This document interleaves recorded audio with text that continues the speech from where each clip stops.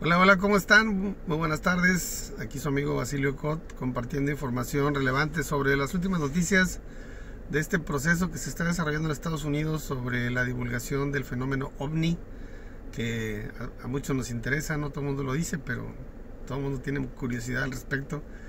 Y bueno, yo lo que quiero es compartirles el día de hoy algo de lo que he estado observando en este proceso recientemente. Se ha escrito mucho respecto a, bueno, ya le había platicado yo de este insider que salió a dar la cara, que se llama David Grusch.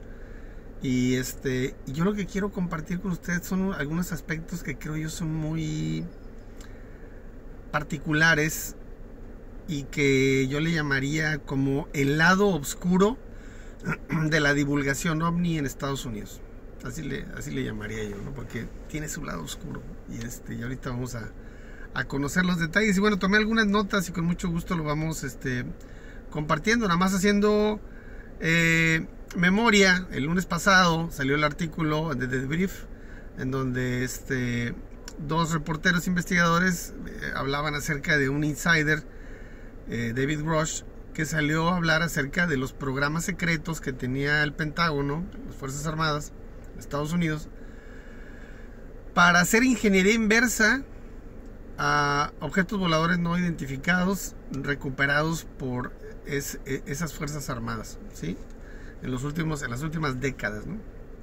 Entonces, es un tema importante, por supuesto. Hay mucha información que se ha relacionado con este insider que ha salido a dar esta información, a compartir este tipo de información. Y bueno, yo aquí le voy a compartir algunas de las observaciones que yo hago. Entonces, en primer lugar, hay que recordar que David Grusch no es propiamente la persona que estuvo directamente involucrado en los programas. David Grusch estuvo en la fuerza de tarea que investigaba ovnis, ¿sí? El detalle es que por las cartas credenciales, el nivel de secreto y ultrasecreto que tenía David Grusch, su carrera tan destacable, etcétera, tuvo relación con mucha gente que sí estuvo involucrada en esos programas, que tenía documentación relacionada con esos programas, que sabía cómo se manejaban las cosas, cómo se manejaban los fondos, qué tipo de acciones se tomaban, en dónde estaban, qué tipo de vinculación había con los empresarios contratistas, etcétera, ¿no? Entonces, bueno, él empezó a integrar toda esta información. Y bueno, yo le recuerdo que él la compartió con un inspector general en el Pentágono. Y luego fue al Congreso a compartirlo en 11 horas de audiencia, ¿sí? Con un inspector general ahí en el Congreso. Y resulta que, bueno, el inspector general calificó la información que compartió David Grusch como urgente y creíble. Entonces, este es el contexto general. Y bueno, hoy sabemos que el inspector general del Pentágono, con el que primero fue David Grusch, ¿sí? O sea, él recabó toda la información, identificó las violaciones y los detalles de información clasificada de estos programas secretos. Fue con el inspector general del Pentágono, ¿sí? Y resulta ser que este inspector general, en lugar de hacer una investigación, fíjense nada más la primera anomalía, en lugar de hacer una investigación, lo que hace este inspector general es filtrar la información, ¿sí? A otros mandos dentro del Pentágono. Entonces se empieza a mover todo un aparato ahí adentro, ¿verdad? Y empiezan a generar hostigamiento en torno a David Grusch, a intimidarlo, a tratar de intimidarlo, a tratar de amenazarlo, ¿sí? Y entonces él se da cuenta, David Grusch se da cuenta de que, pues, evidentemente el inspector general no va a hacer nada, ¿verdad? O sea, no va a investigar, ni va a sancionar nada, etcétera. Entonces,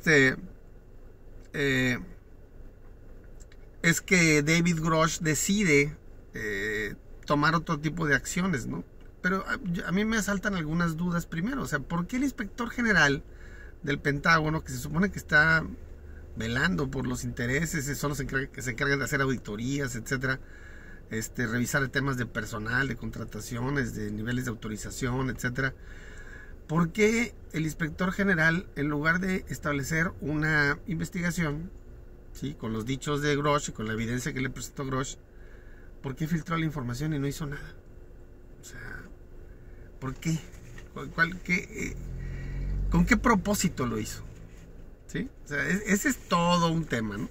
Entonces, bueno, evidentemente Grosh, al ver esta dinámica en el que el inspector general del Pentágono, en lugar de hacer algo, va ahí con el chisme, ¿verdad?, con los de la mafia ahí al interior del Pentágono, y cómo lo empiezan a hostigar y lo empiezan a amenazar, y empieza a ver cómo se las gastan estas personas ahí al interior del Pentágono, ¿sí? Esta facción con poder dentro del Pentágono, evidentemente decide establecer dos acciones muy puntuales para minimizar los riesgos a los que estaba expuesto, ¿sí? Entonces, evidentemente estas dos acciones pues son precisamente con el objetivo de salvaguardar la integridad y la información que tenía David Grosh.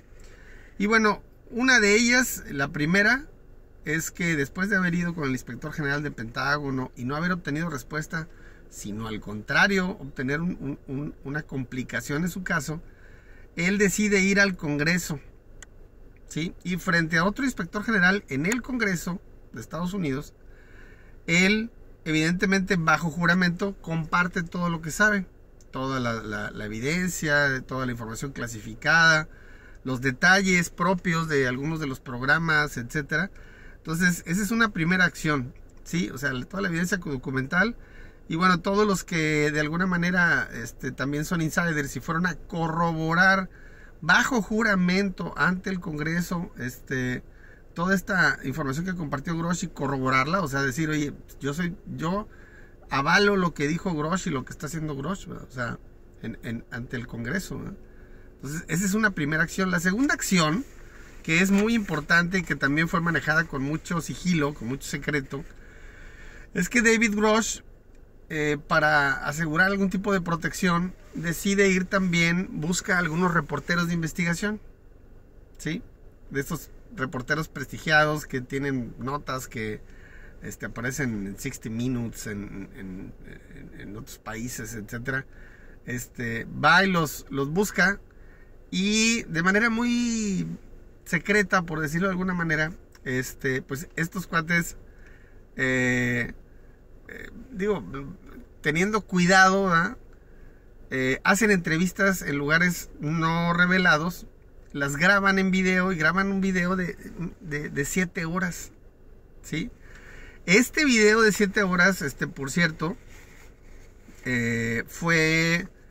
Primero viene el reportaje de The Brief, ¿sí? Y los autores de este reportaje, de este artículo que se publicó el lunes pasado en The Brief, que hablaba ya de estos programas secretos, fue realizado por dos reporteros de investigación que son los mismos que sacaron aquel artículo en el New York Times en diciembre de 2017. Y me refiero nada más nada menos que a Leslie King y a Ralph Blumenthal, ¿sí? Pero no es el único. Después viene una entrevista en la que se genera el video que le digo de 7 horas de video, con Ross Coulthart. Ross Coulthart es un reportero de investigación que ha tenido participaciones destacadas en diferentes medios, como por ejemplo en Estados Unidos y en el Reino Unido.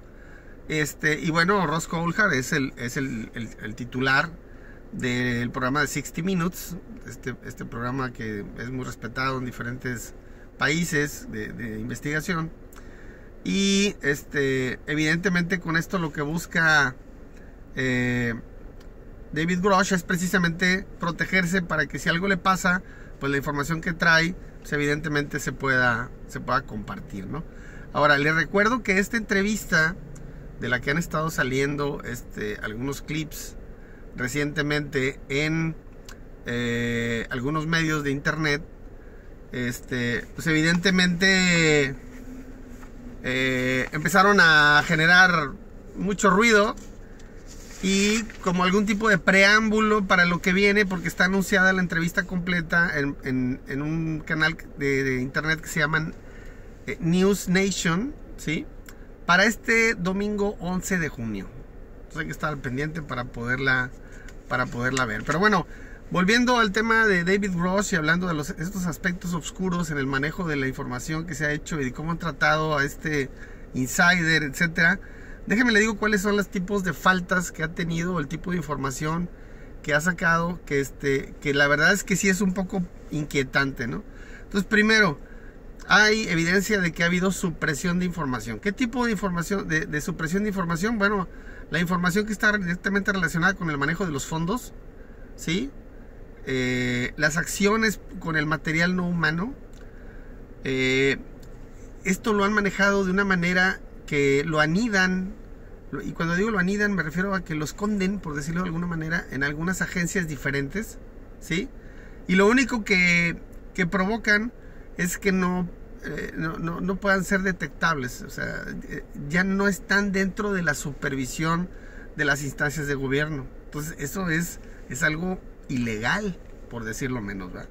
¿Qué otro tipo de violaciones? Bueno, hay evidencia de que hay violaciones graves a las leyes de contratación de personal para la asignación de personas y niveles de autorización a ciertas posiciones que estén acomodadas de tal manera que no tengan contacto entre sí, precisamente para mantener todo el secreto, y posiblemente estas contrataciones estén en personas que fueron obligadas a firmar acuerdos de confidencialidad y seguramente también tuvieron algún tipo de amenaza. Otra violación grave de la que hay evidencia son las violaciones a las leyes de adquisiciones, ¿sí? Que estuvieron contratando servicios muy convenientes y de manera extraña, por decirlo menos, de empresas y contratistas privados, precisamente para evitar la supervisión y la rendición de cuentas de estos programas. Entonces ahí hay más violaciones. Y la última, que se me hace la más grave, ¿sí? De la que David Grusch ha hablado y que ha dicho que tiene evidencia e información clasificada, es de que aparentemente hay una estrategia dentro del Pentágono de coerción, ¿sí? Inclusive física, ¿sí? Para quienes se les ocurriera intentar revelar algo de los secretos que maneja el Pentágono, inclusive llegando hasta provocar la muerte de aquellos que representaran una amenaza a la secrecía de estos programas. Imagínese usted, aparentemente la CIA era la que estaba involucrada en todos estos temas, ¿no? Pero bueno, ya le dije cuáles son los tipos de violaciones o información que David Grusch identificó, que debería de ser investigado y que debería de ser sancionado, ¿sí? Pero vamos a hablar de los riesgos. ¿Qué tipo de riesgos? ¿Por qué David Grusch va al Congreso en secreto y luego va con unos periodistas en secreto? Pues, ¿cuál es el miedo que tiene? ¿A qué le tiene miedo, no? Y déjenme le explico algo. Va a ser una pregunta para que reflexionen este tema. ¿Sabe usted, querido amigo, lo que tiene que pasar por la cabeza de un funcionario con niveles de autorización ultra secreto y secreto, con toda una carrera militar por delante, ¿sí? Con un prestigio y reputación ganados a pulso desde su servicio activo y condecorado en Afganistán, y el reconocimiento de sus compañeros como un hombre íntegro, ¿sí?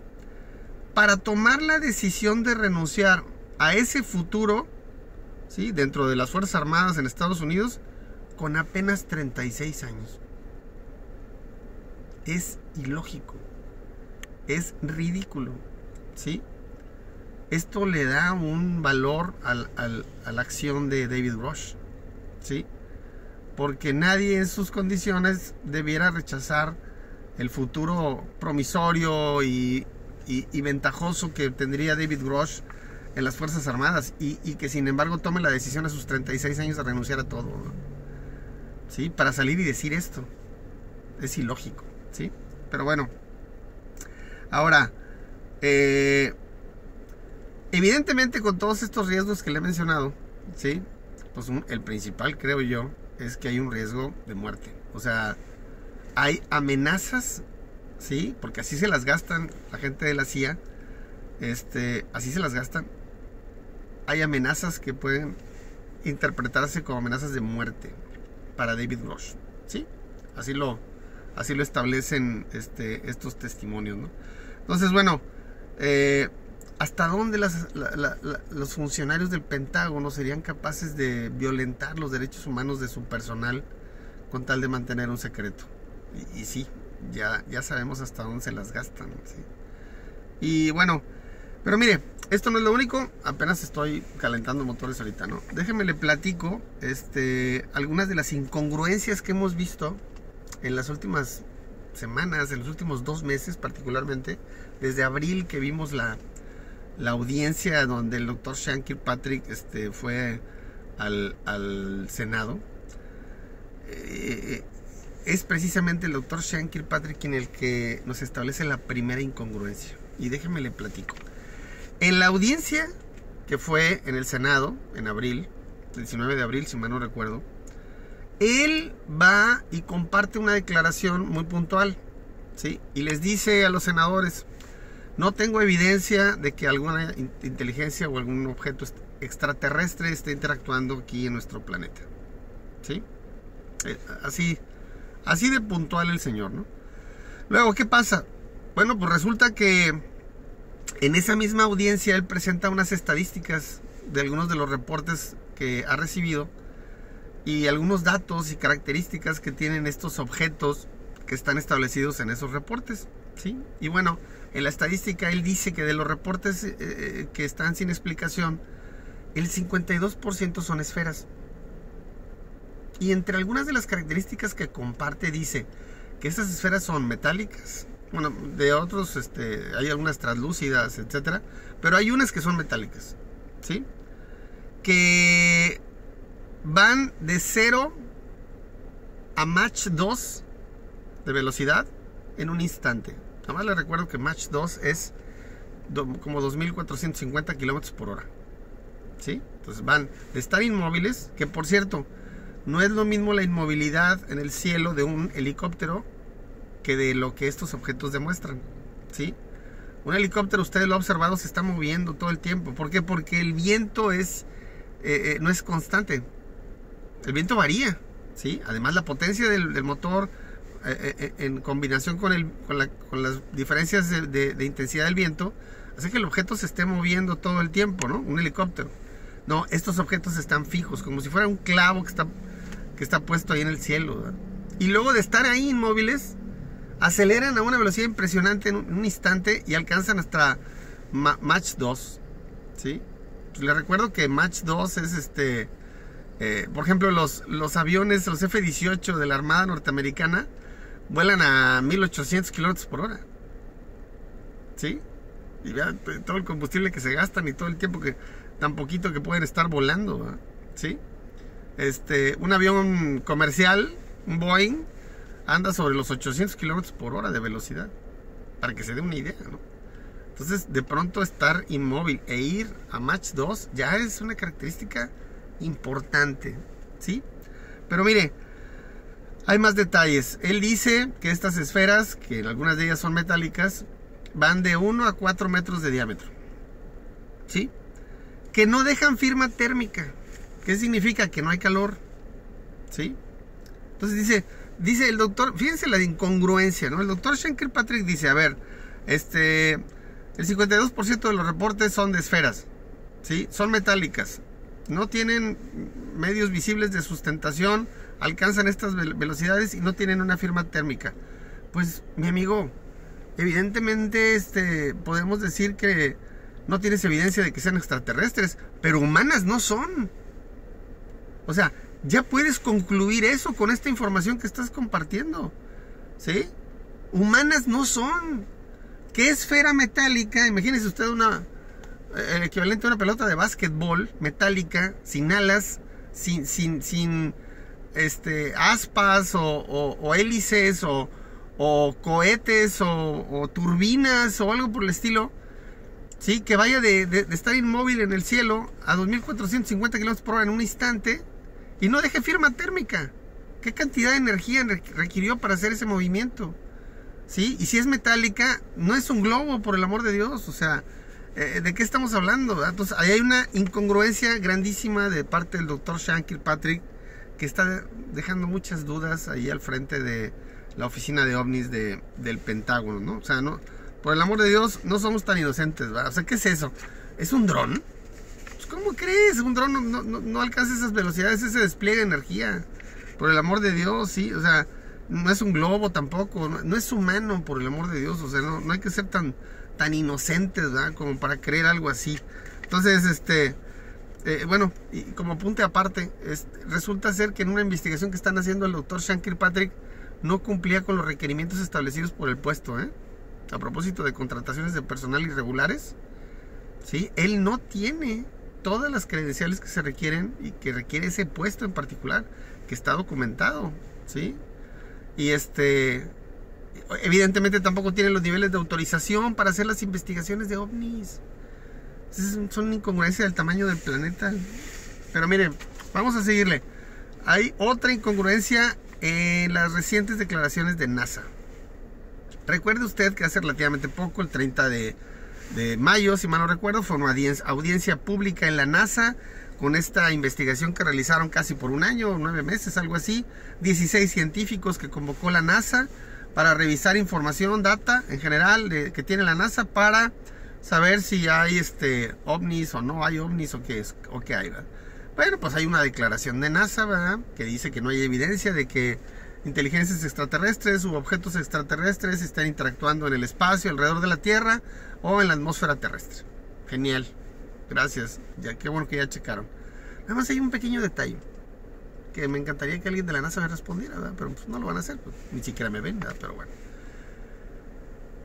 En diciembre de 2021, la NASA convocó a 24 representantes de corrientes religiosas y teólogos del planeta, ¿sí?, de diferentes corrientes religiosas, para hacer un ejercicio de varios días en donde reflexionaron acerca del impacto que podría tener en la jerarquía de valores de la humanidad el que se revelara que hay vida extraterrestre.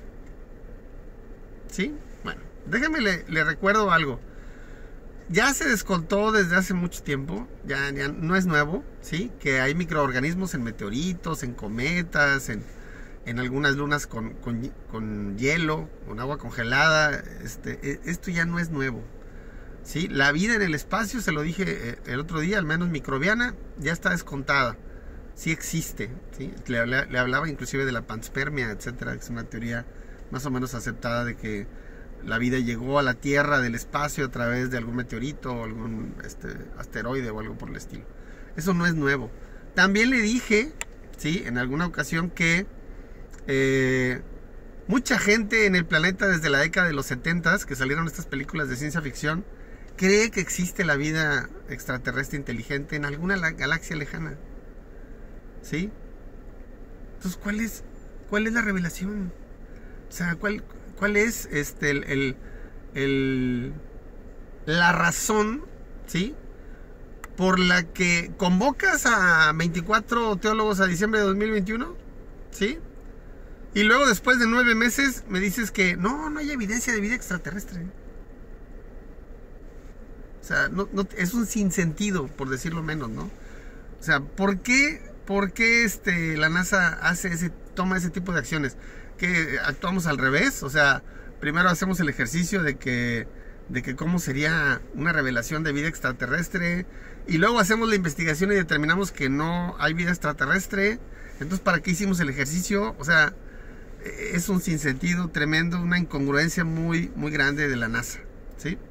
Ya van 2, la del doctor Sean Kirkpatrick y la de la NASA.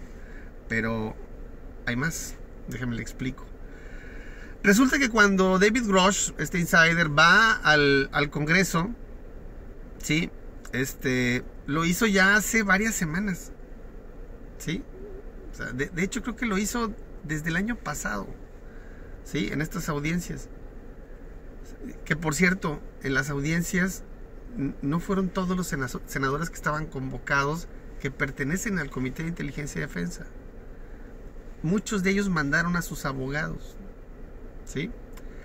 Y desde el año pasado, los senadores saben esta información que tronó que explotó el lunes, ¿sí? Sobre los programas secretos de ingeniería inversa para investigar ovnis, etc.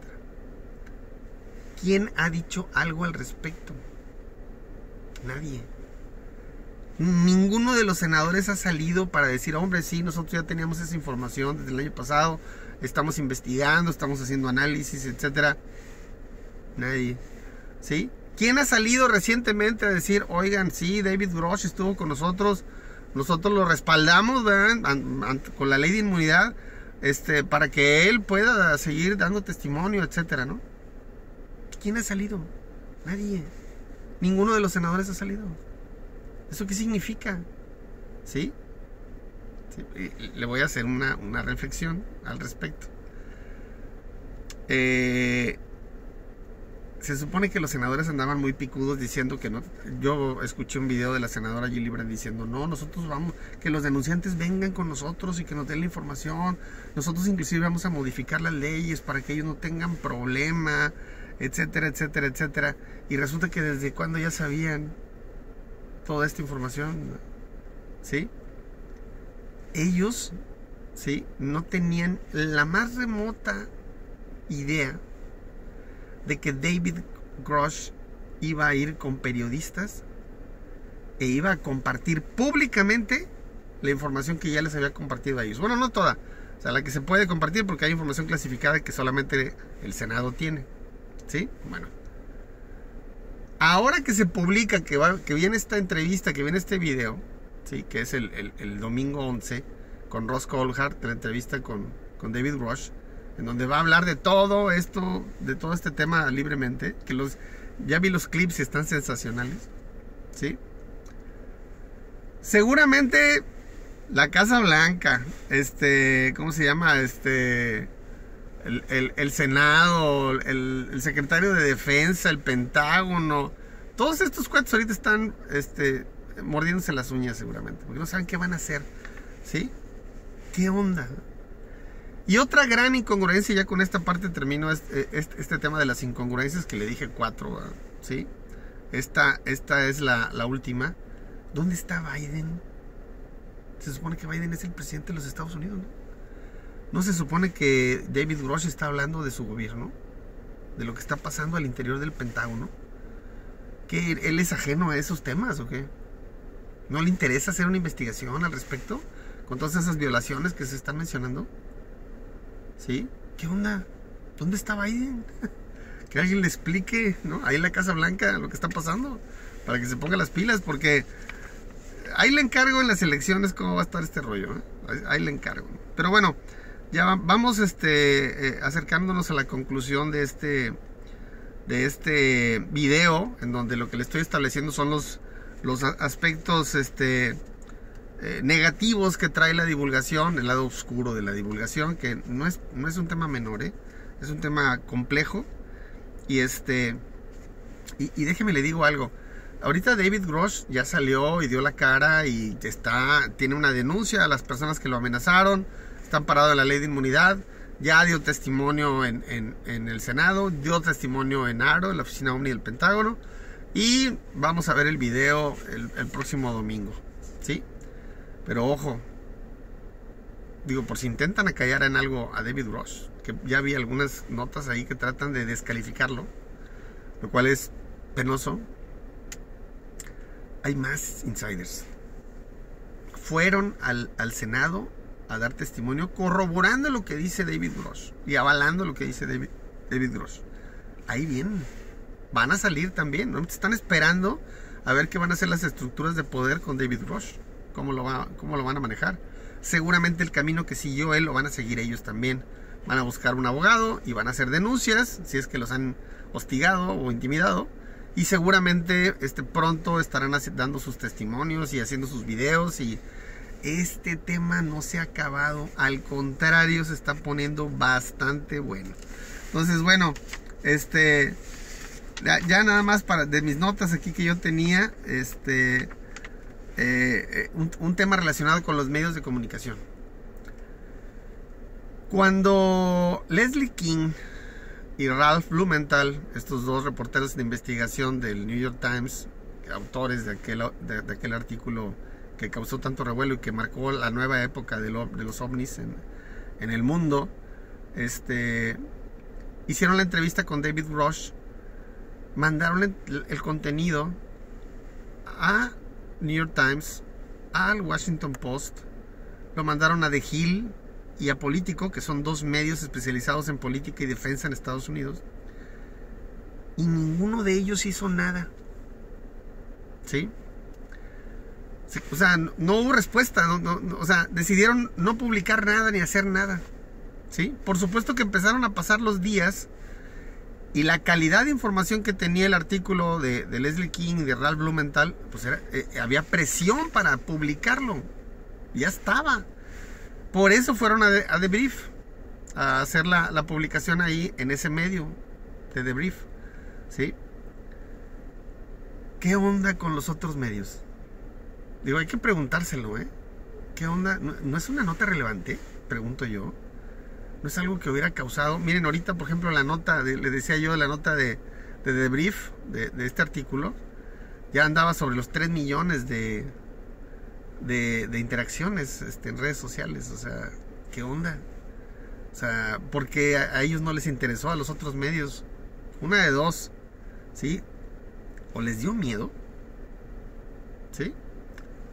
O están coludidos con las fuerzas o las facciones estas de poder del gobierno que no quieren que se divulguen las cosas relacionadas con ovnis. Y cualquiera de las dos alternativas, querido amigo, es muy mala, ¿sí? Es cierto, en el pasado ha habido otros momentos en la historia en las que gente de adentro ha salido a decir que hay programas secretos de ovnis en Estados Unidos. Es cierto. La gran diferencia hoy, ¿sí?, es que el gobierno no controla la narrativa, ni controla las redes sociales, no controla el internet, ¿sí? Y el internet está vivo, está pulsando en tema de opinión pública. Por eso ahorita los representantes de la Cámara de Representantes del Congreso norteamericano, que está muy vinculada a los distritos electorales en cada uno de sus estados, ¿sí? Los senadores son uno por estado y los representantes son por cada distrito, depende de la densidad de población. Los estados más densos tienen más representantes en el Congreso. Por eso los representantes ahorita ya están... yo le había anticipado que iba a haber una audiencia en junio. Ahorita ya tengo más fuentes que están hablando de que ya están preparando esa audiencia los representantes. Al menos, por ejemplo, ahorita recuerdo a Carson y a Burchett, quienes son representantes en la Cámara de Representantes y que ya están hablando de que van a llevar a estos insiders a hablar en una audiencia pública en la Cámara de Representantes. ¿Sí? Pero los senadores están quedando a deber. El director de la oficina de ovnis del Pentágono está quedando a deber. La NASA está quedando a deber. Biden está quedando a deber. ¿Sí? O sea, el Pentágono, por supuesto, la Secretaría de Defensa, etcétera. Y los medios de comunicación están quedando a deber. Afortunadamente no son los únicos medios y la opinión pública lo sabe.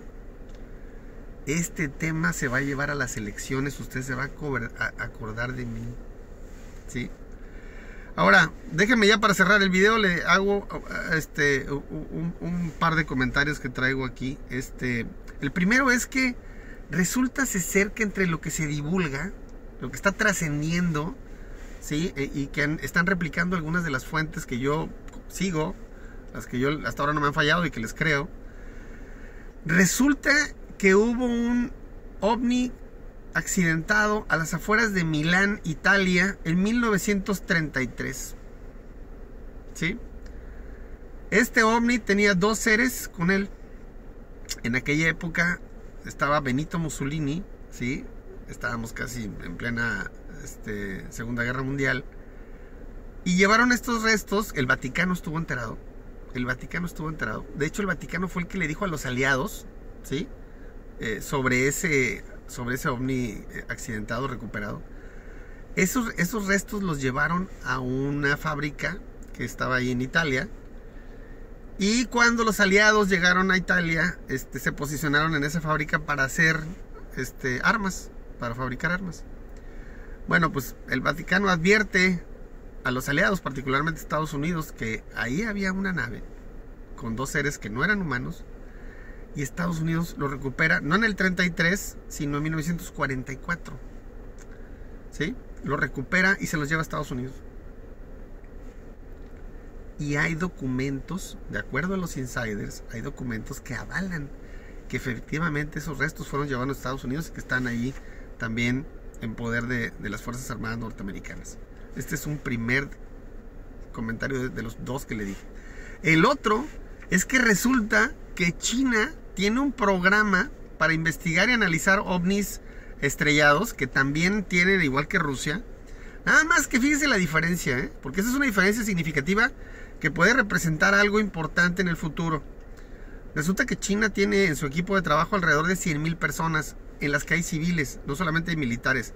Hay académicos, hay científicos, ¿sí? O sea, civiles, que están ayudando a investigar y analizar estos objetos voladores no identificados recuperados por el gobierno de China. Eso, querido amigo, es una ventaja importante, significativa, ¿sí? Respecto a la estrategia que siguió Estados Unidos. Estados Unidos, en su soberbia, decidió mantener todo en secreto, agarrar cada parte e irla anidando en diferentes agencias que no tienen comunicación entre sí, ¿sí? Y llevándolo a empresas contratistas también que no tienen comunicación entre sí.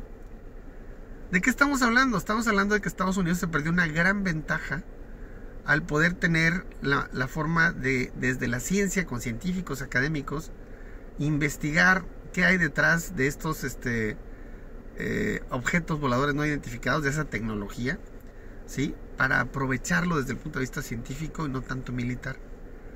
Eso a lo mejor China por eso está destacando ahorita, ¿verdad? Porque a lo mejor tuvo acceso a ese tipo de tecnología y la está aplicando. Y los norteamericanos no. Entonces ese es un tema, ¿no? Entonces, bueno, amigo, ya le di los aspectos más relevantes del lado oscuro de la divulgación OVNI. Ya le comenté algunos hallazgos que han tenido. Les hablé de las incongruencias, les hablé de los tipos de violaciones que han tenido en el Pentágono.